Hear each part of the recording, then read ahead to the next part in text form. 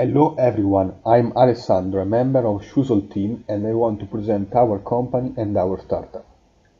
The group is composed by 4 members, me, Artavazd, Lukas and Stefan. During the presentation, each of us will take different aspects: the product, the technology, the location and the internationalization, for example.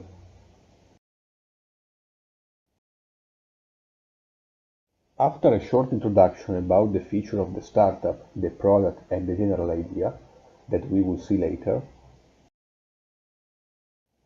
these slides show us the main question for our work: how to create a functional and technological startup with a tight budget. First of all, our startup wants to show a clear company vision, a sort of mantra, a dream for our strategy. On the left part we can see our vision, what is our dream: a revolution for the people, a new comfort in sports and in daily life. On the right part we can see our mission, who we are. We want to help people in everyday situation and in daily life with 2 important keywords: innovation and technology. But when you think about a startup, we always have some problem to face. For example, no money, short time to emerge, big risk connect with our activity and a lack of know-how. How can we solve it? For us, the best solution are outsourcing technology, buy shoes from the producer, online strategy. Outsourcing technology is to avoid big fixed investments. Buy shoes directly from the producer, like China or Bangladesh, in order to use that know-how. Online commerce strategy, because it's more flexible and fast. I want to conclude now showing the core business of our strategy: product, technology, use cases. Product is quite simple to understand. It's a new technology for shoes with heating autonomous regulation. Technology is based on 3 important elements: GPS, agreement for data treatment, and heating system. Use cases is, for example, these 3 different areas: sports, tourism, and daily life in bad condition. Sports is for outside sports like running and football. Tourism is for 2 different categories: extreme and winter situation. Daily life in bad condition is for countries like Canada, Russia and Malta in general. Thank you very much, Alessandro, for your presentation. My name is Artavazd Andranikyan, and in my part of the presentation I'm going to talk about the internationalization of our startup company called Shoesol. Let me remind you quite quickly again that our company is offering smart shoes with integrated technology, integrated chips.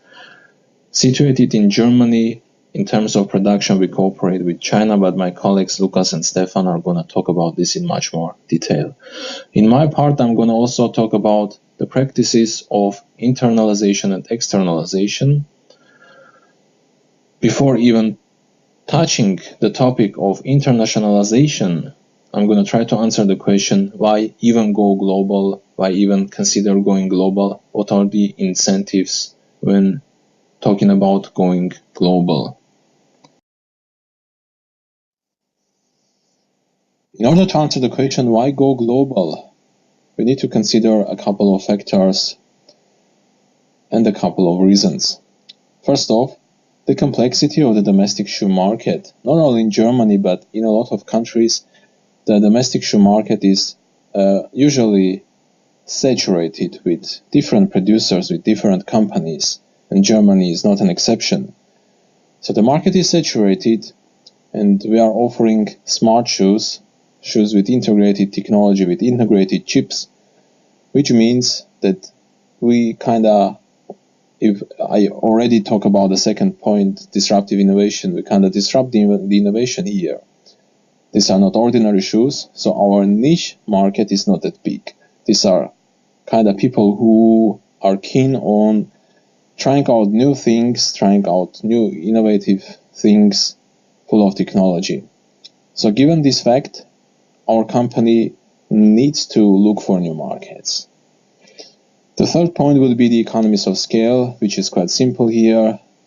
The more we produce, the less the fixed cost for each unit of production. So we need to enter new markets, new customers, we produce more, and for each unit of production, we have less fixed costs. Talking about the fourth point, gaining access to new markets, well, it all comes down to maximizing profit, which is the next point. We have to maximize our profit, the market is saturated, we need to constantly seek new channels, new markets, new customers. And last but not least, we have to build up a strong brand.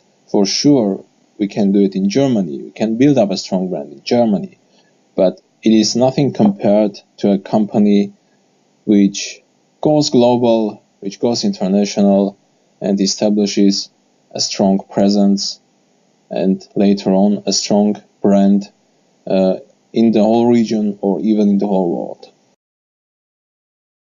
Well, before internationalizing our startup, we have to answer 3 simple questions. And they sound simple, but the answers to these questions are not that simple. The very first question would be what country or region to enter first.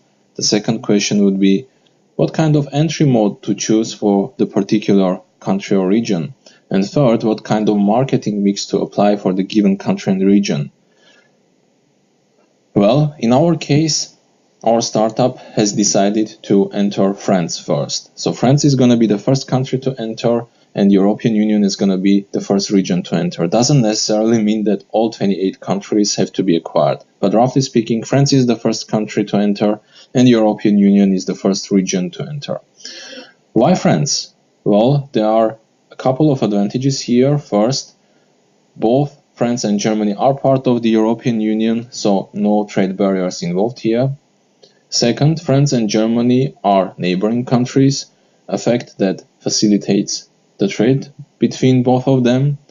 Third, France is a big market. It is a big market, the country is highly populated, and customers here will potentially be able to pay relatively high prices for the products.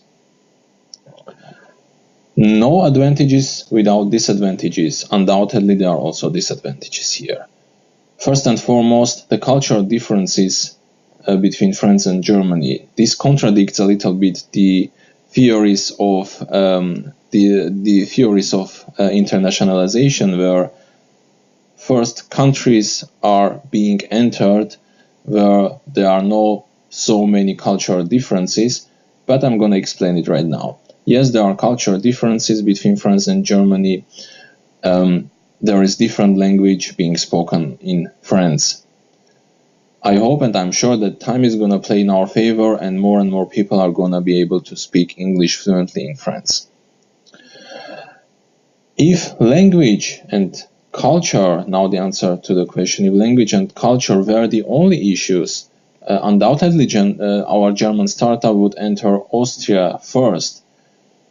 But the disadvantages in this case are much more significant. Austria is much smaller as a country than France.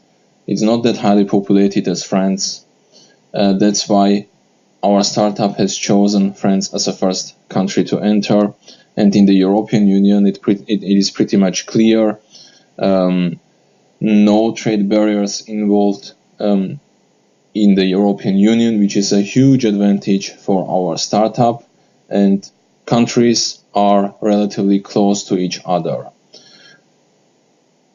Only after this we can even talk about other regions to enter, other countries to enter, like rich Asian countries. Well, in order to answer the second question about what entry mode to choose, the characteristics as for internalization and externalization will be introduced in the next slides. This slide is about internalization. The question, should choose establish a sales subsidiary in France, will be answered here. Before trying to answer this question, the characteristics of internalization have to be taken into account. What happens if we establish a sales subsidiary in France? Well, high costs are involved here. We have to deal with high costs because it is very expensive to establish a known sales subsidiary in a different country. We have to deal with high risks involved. Why? Because, again, I have to jump into the next point. We are not flexible. So if something happens, if our strategy, our decision to enter France, to establish a sales subsidiary there proves to be wrong, we are not flexible. We cannot change and pivot that easily. So basically, we have to deal with a lot of, with much losses of money. Nevertheless, we have high levels of control. If we enter France with a non-sales subsidiary, for sure we hold on to complete ownership of all value chain activities there. Already taking into account the advantages and disadvantages, we can try to conclude that internalization is not the best practice for our company. The other slide will try to make this more precise.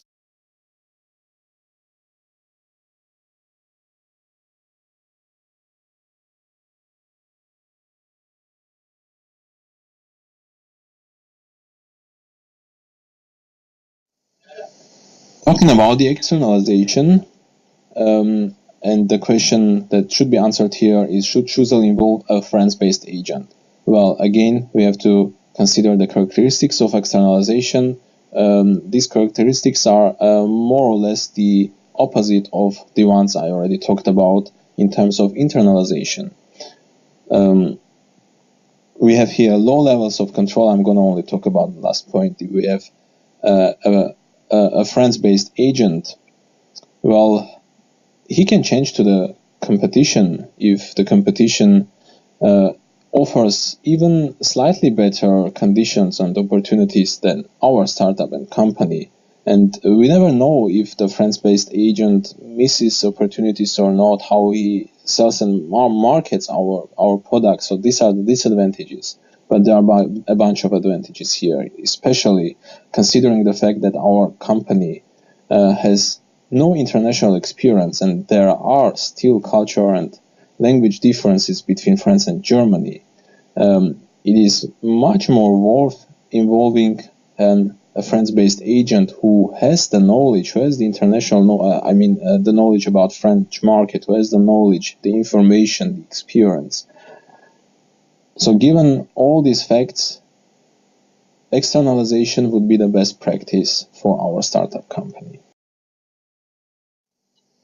Do we have here pressure for localization or globalization? Well, let's distinguish first between the countries or regions to enter. If you are talking about France as a first country to enter and the European Union as a first region to acquire, there are very few forces of localization. There are much more forces for globalization here. We need to constantly seek for new markets. We need to enter new markets. We need to seek new resources. Basically, we need to generate more profits by entering more and more markets, by selling more and more products in order to be able to cover our costs. That's why the end goal here should be to reach the point of standardization strategy. If talking about France and European Union, the marketing mix applied for different countries in the European Union is not going to be that different. And besides, we are not selling that kind of sophisticated products that has to be adapted to each different country of European Union, because there are indeed cultural differences between countries that are part of the European Union. But as I already mentioned, the product we are offering is not that sophisticated for that cultural differences to be taken so heavily in account. If talking for the future about Asian markets, about rich Asian markets, Asian countries to enter, of course there are already significant cultural differences between the particular Asian country and, let's say, Germany.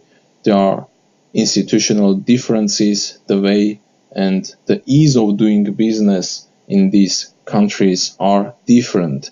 But nevertheless, even when talking about Asian countries, we need to acknowledge the fact that we are not selling, let's say, burgers trying to enter a Muslim country where we have to pay so many attention to the ingredients we use in our burgers. No, our product is not that sophisticated, and even when entering rather complicated markets where there are a lot of differences between that market and Germany in our case, even in this case, there is not so much pressure for localization. There is much more pressure for us for globalization. So, as I already mentioned in the very beginning, the end point should be to reach the standardization strategy.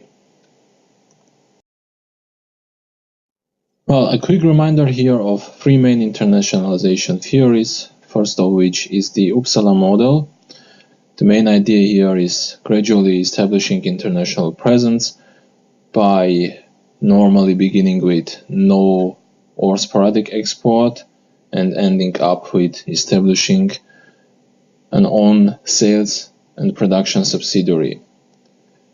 The second internationalization theory is called network model, which could be idealistic even for a lot of startups offering intangible products like application or software.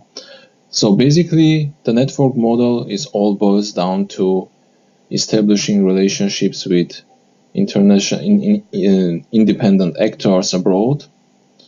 These are experts who have the knowledge, information and experience about the foreign market, and the network model is much more flexible here because there are lower risks involved. By establishing as many relationships as possible with as many independent actors, experts as possible, the startup has the potential to grow and expand and go global massively. The third internationalization theory is called Born Global. This theory has the idea of internalizing a lot of processes or some of the processes in the company, which has already been discussed in my previous slides, that this practice is unfortunately not appropriate for our startup company. But the model, the theory of Born Global is also about going global as quickly as possible, which, for example, is also the case for many startups, again, offering intangible products like applications or softwares. These are mostly startups that need to go global as quickly as possible, not necessarily internalizing a lot of processes from the very beginning, but the idea is to go global as quickly as possible. Otherwise, the startup is not going to survive.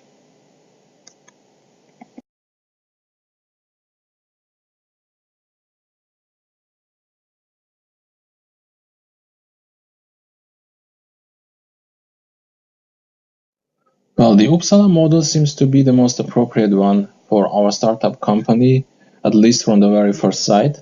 But the first question here, and the most important one, is talking about the future. Even in the future, are we going to establish foreign production and sales subsidiary, especially foreign production plants, when we have made the decision to cooperate with existing Chinese production plants?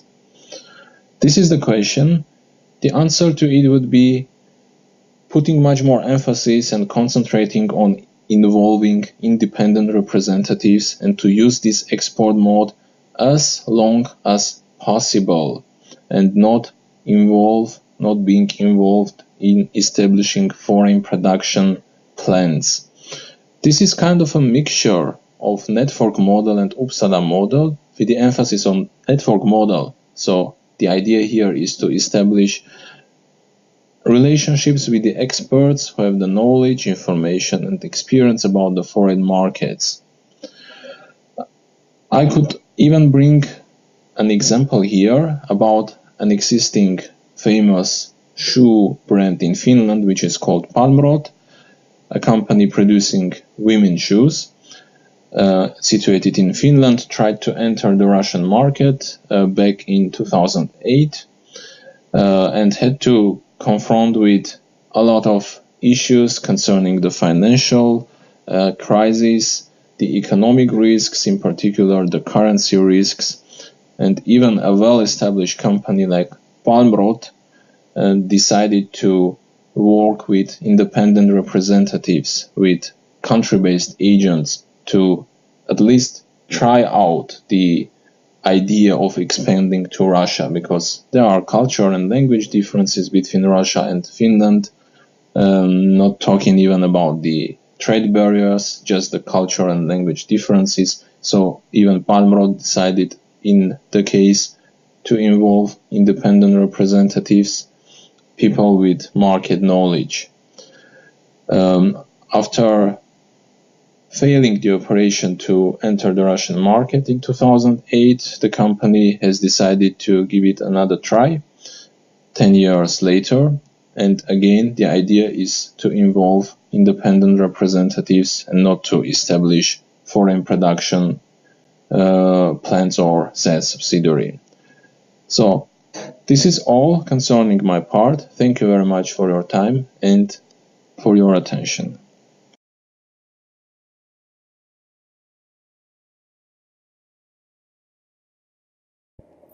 The next step of our presentation will be the advantage. First, we analyze the ownership advantage.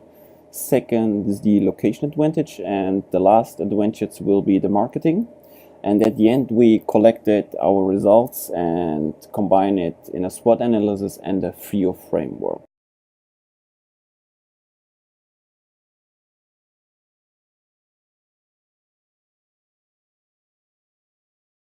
So the first analyzed advantage will be the ownership advantage.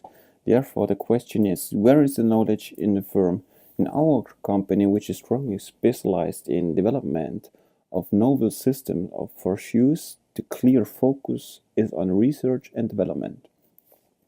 Through a variety of different approaches to develop and research, our employees possess a broad system specific knowledge for development of shoe soles.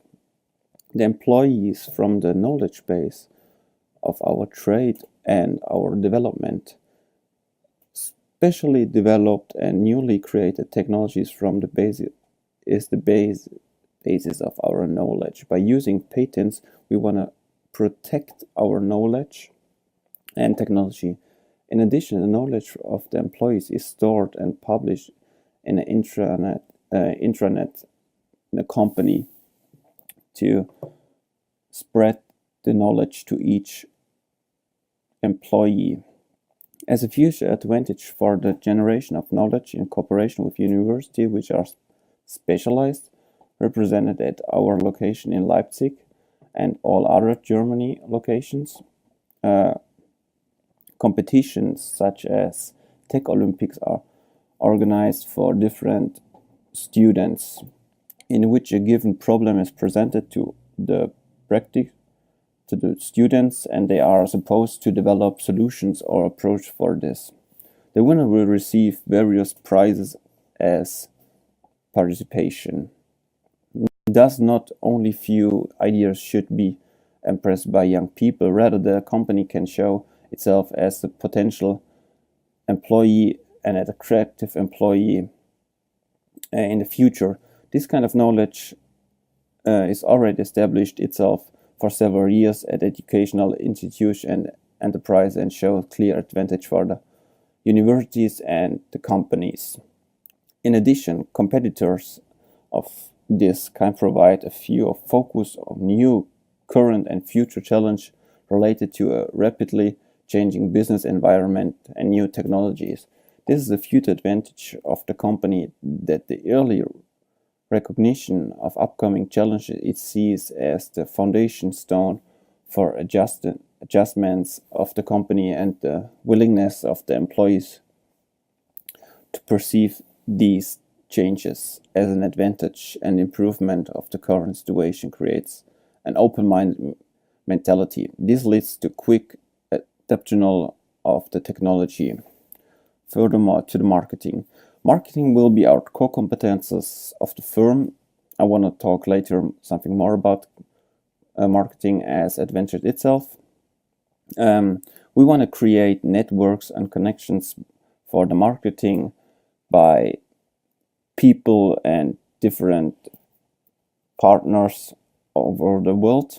The inclusion of well-known personalities and sport professional helps to make the product known. Celebrities are not paying through special contracts. They gave or will gain shares of the company. For example, you can see the lecture with the club owner with the vodka product we created, and the use of social media channels. We want to create country-specific marketing. You can see it later in the figure. It's a cost-effective way to promote products to presenting them to a broad mass of potential customers. With the creation of special advertising phases, for example, celebrities or sport professionals, the product is shown and distributed to followers via several networks. With a flexible and flat organizational hierarchy, the aim is to ensure that future challenge, as I already described with quick changing environment, can be met quickly and effectively, and that the company can adapt accordingly. In this way, the company wants to adapt changes as quickly as possible. The next point is the high diversity. We want to create high diversity and different knowledge bases from different people which are specialized from different backgrounds and show them their knowledge to all other people and employees in the firm. So therefore we want to work together and design produce products effectively and efficiently from different perspectives. And the last point is the partnerships. We want to cooperate with different universities, celebrities, shoe manufacturers, organizations, something like Greenpeace. We want to talk later something more about the plastic waste, environmental organization, and the Silicon Valley, which is specialized for tech companies.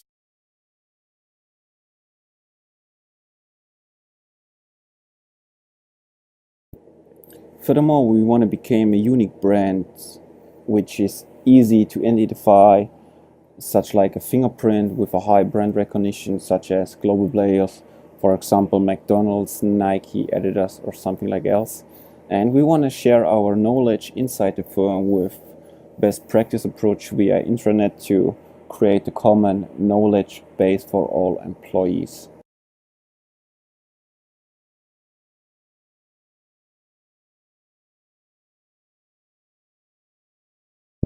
The last point of the rough analysis of the potential markets in country is the analysis of the social media behavior. On the next 4 slides you can see different figures which shows us the different behavior on the social media side, especially on the internet. It's interesting to see that Thailand and Philippines dominate the time which people spend per day on the internet. On the next slide you can see the annual growth of social media users. Therefore, India is on the 2nd place and Indonesia on the 3rd place. It's quite interesting that the countries in the southeast from Southeast Asia dominate the statistics, the 2 statistics. And on the next slide you can see the activity users on key global social platforms. The 1st place is Facebook. These analyses are especially important for our later marketing strategy.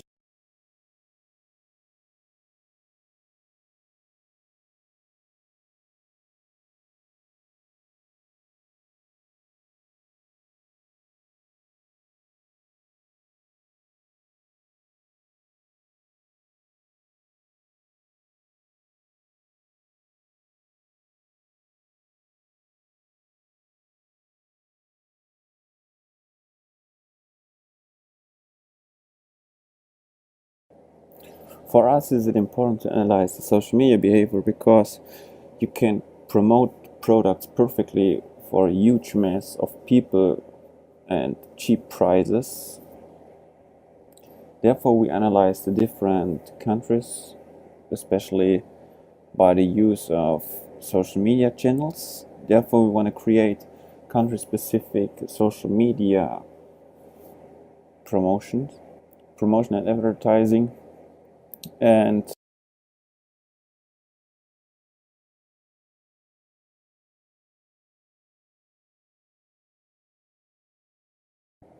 the next step will be the analysis of the location advantage. Therefore, we analyze the political advantage and the analysis of the political situation. We were thinking about it makes sense to analyze the free trade agreements between the EU and the different countries. Therefore, we haven't found any free trade agreements between the EU and the countries of India, Indonesia, Thailand, China and Bangladesh. But there is a free trade agreement of the UA. It means Germany and France, as member of the EU, have a free trade agreement which provides low-cost transport and no duties for any products. That's really important because we can save money by transport in a free trade agreement area. Otherwise, we have to pay duties for our products and different costs of transportation. So the next advantage will be the cultural advantage.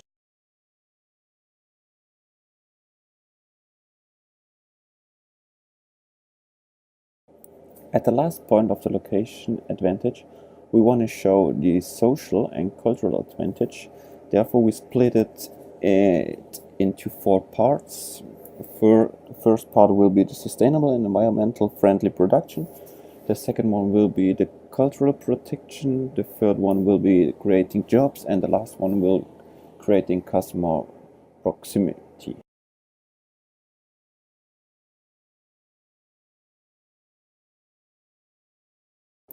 First point, sustainable and environmentally friendly production. Therefore, we want to use, our idea was to use existing plastic waste from the different rivers, ocean and seas as new raw materials to produce new soles or shoes or something like this. Therefore, if we have partnerships or cooperation with existing players and producers in different countries, we can use their existing production factories to save money and new machineries, and therefore we want to create a whole ecosystem which you can see on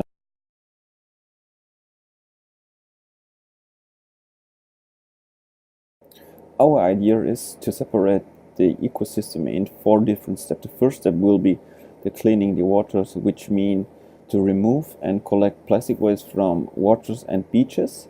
The step 2 will be the preparation of plastic waste, which means processing and preparation of the collected plastic waste. Therefore, we have to rehash, separate and shred them. The next step will be the using of the new raw materials. Therefore, we can use it for different and various production.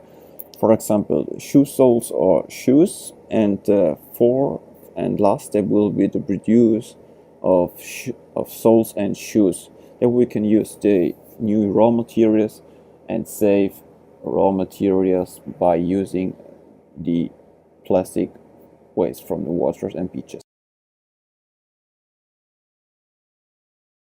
Second point, cultural protection. Plastic waste nowadays destroy different natures, wildlife and the beauty of the country. Therefore, we want to clean the beaches and the waters from the plastic waste and the preservation of nature, wildlife and beauty of the country.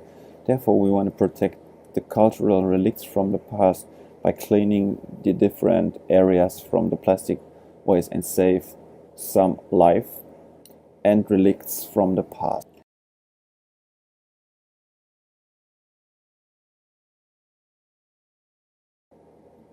Next point, creating jobs. An advantage of using plastic is the creation of jobs.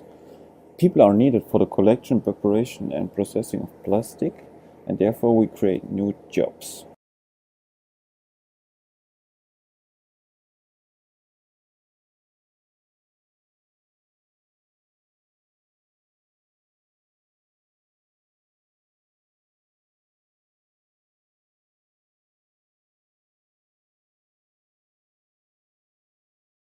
advantage. As I already mentioned, we want to cooperate with different famous brands such like Adidas and create partnerships with famous brands to promote our product. Adidas created or started sustainable shoes in 2014 and became one of the biggest and famous player for sustainable shoes in the world, and therefore we want to adapt their strategy or cooperate with them to become famous.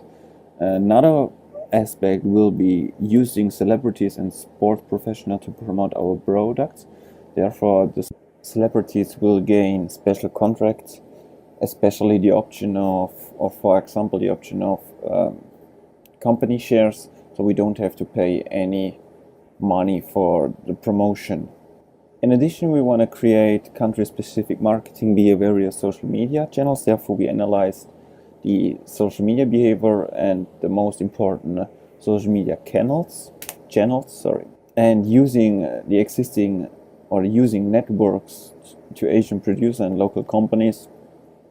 And at the end, we want to create a fair and sustainable, unique brand.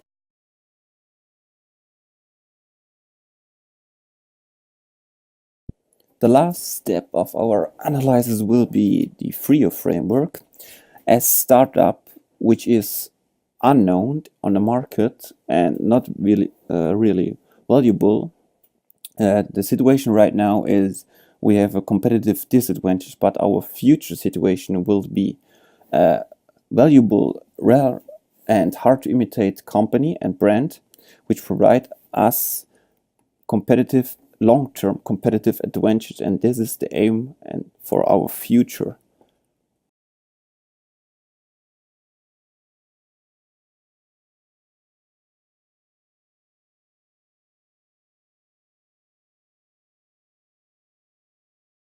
Now I want to tell you something about the location advantages.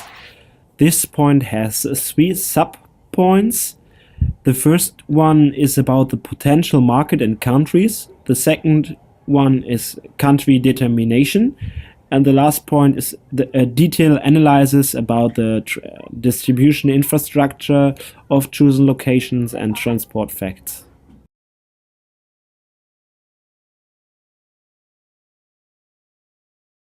Now on this slide you can see different countries who we analyzed. We analyzed these different countries to get more information about the market and how large the volume of the market is.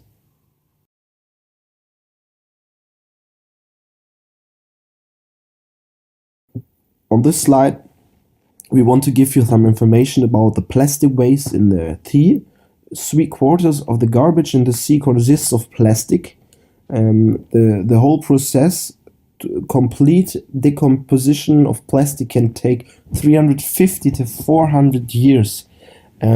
Especially a problem that is present in Asia. 5 countries are responsible for 60% of the plastic waste in the ocean.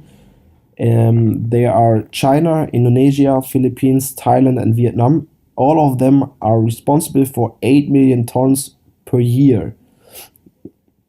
But why Asia? On the one hand, it is a growing economy, prosperity, and of course there are a lot of people who consume much more than before. The whole area of waste disposal does not follow at all, just as the environmental awareness of the people does not change or develop at all. Plastic waste in Asia, for example, is increasing all the time.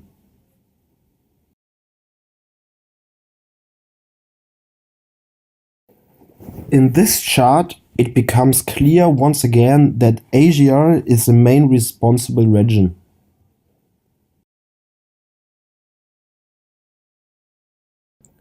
Here you can see that in Asian rivers plastic waste drifts most and transports the plastic waste into the sea.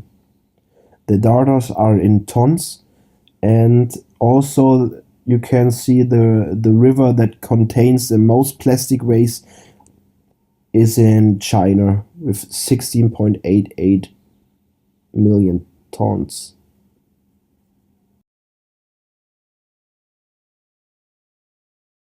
Now I want to tell you something about our fixed locations. Our fixed locations are located in Germany. We will set up a head office in Leipzig or surround Leipzig. The central location in Germany and the relatively cheaper rents bring a clear advantage. In addition, the region is also regarded as a research region. There are many research institutes and also universities in the area. Another location is located in Hamburg. We intend to set up a logistic warehouse there. Hamburg is a very good logistic location, as the port connection provides a good opportunity for the transport between Germany and China or the rest of the world. In addition, Hamburg has also a high capacity throughout the country connection by rail, inland waterway and truck, as well as very good connections for the whole Europe.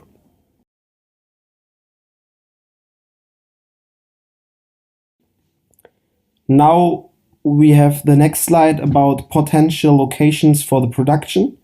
We decided on 5 different possible production sites which we wanted to examine and more closely. The first was Bangladesh. The country has several deep sea ports. The production costs in this country are significantly lower than in Europe. A potential location would be Chittagong or the surrounding area, because 92% of the import-export trade is carried out in this city port. Secondly, we took a closer look at China. There are very interesting potential partners in this country. For example, Adidas, Nike and Apple produces their products there with companies such as Foxconn. In addition, the country has many deep water ports that are located directly by the sea. There are also existing connections between a city called Shenzhen and Hamburg. In all, the locations have the existing capacities and are located in the up and coming Asia-Pacific region. The many deep sea ports, the proximity to large airports and other logistical connections enable efficient local and international deliveries. This provides potential customers with great added value and shorter lead times.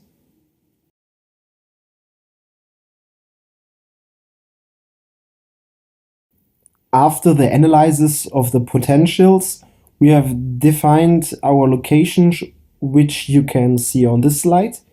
We have selected China as our production location. There are plenty of opportunities to establish partnerships with the local companies. And in our first year, we choose Germany as our sales territory. If the product gains in size, we will try to expand to the French market and to enlarge our market in Europe. Arto has described this procedure in the part internalization.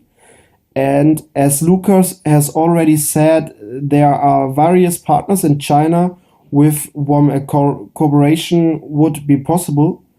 An example of this would be the Chinese Adidas partner and producer of other shoe brands, Yu Yan Industrial, are located here in China.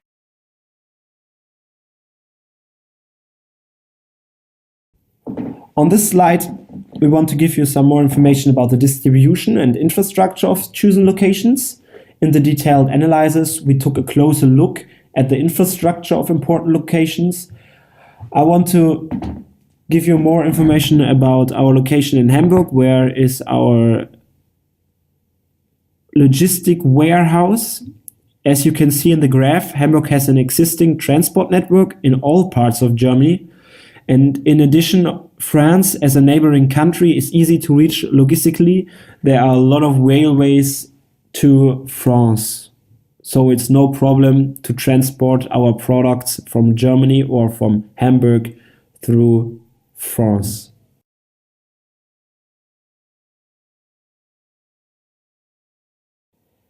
After the information about the existing transport network, I want to talk more about the first transport route from China to Germany. And this is the most important transport. There are three different possibilities by plane, train, or ship. And we have decided as a group to transport our products mainly by sea freight and to switch to rail and air freight when the deadlines are very tight. Sea freight is the cheapest method, but it takes 4 to 6 weeks until the goods are in the stock in Hamburg. Possible logistic service providers would be Asia Logistics or Maersk. And another option are an alternative possibility is train freight. This transport only takes about 16 days from China to Europe to Germany, and is only about 60% more expensive than the sea freight.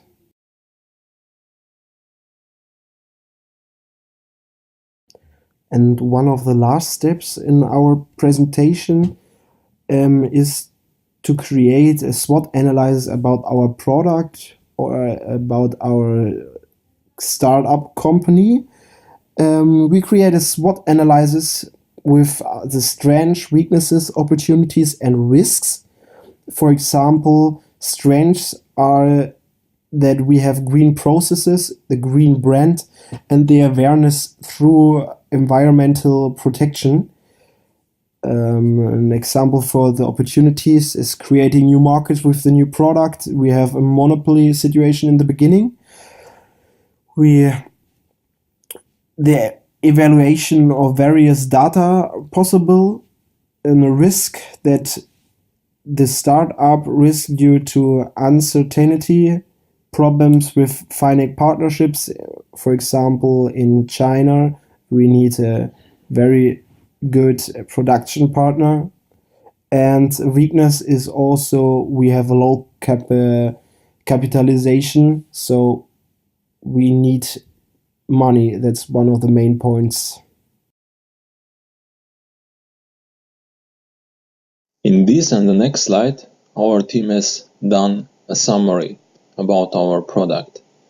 Well, first of all, the main goal of our startup is to be recognizable in the market and to create a viable solution for our customers. Another central point here is to be customer-based. Secondly, it is not a secret that a lot of startups suffer from money shortage in the first phase, and our startup is also not an exception. In order to survive and to be successful, we consider crowdfunding campaigns a viable solution for our startup to raise fundings and money. Since in our startup we are talking about disruptive innovation, about highly innovative product, chances are high that a lot of people are going to invest little amount of money, little to middle amount of money, let's say, on crowdfunding platforms such as Kickstarter or Indiegogo, and we will end up gathering all the funds necessary in order to be successful. The last point on this slide is that internalization is not an appropriate practice for our startup. We tend more to externalize than to internalize. Hence, the theory of Born Global is not really applicable in our company. We make more use of the Uppsala framework combined with the network theory, with the network model of internationalization theory. Furthermore, our team acknowledges the fact that plastic waste is a huge problem and issue the whole world has to encounter with at this point. So not only we aim to offer our customers the best product, high qualitative and useful products, but also from the very beginning we put huge emphasis on corporate responsibility. Besides, We have made a decision to establish relationships with different actors abroad and build up partnerships, in particular in China, with the existing production companies in order to reduce our costs. Furthermore, we have the goal to extend our know-how, in particular through calls for tenders and cooperation with students in the Leipzig research region and the local universities. Last but not least, we have conducted a SWOT analysis to figure out our strengths, weaknesses, opportunities, risks, in order to know what to do in the future, in order to know what kind of business activities to conduct in the future. So we want to thank you very much for your time and attention, and we wish you all the best.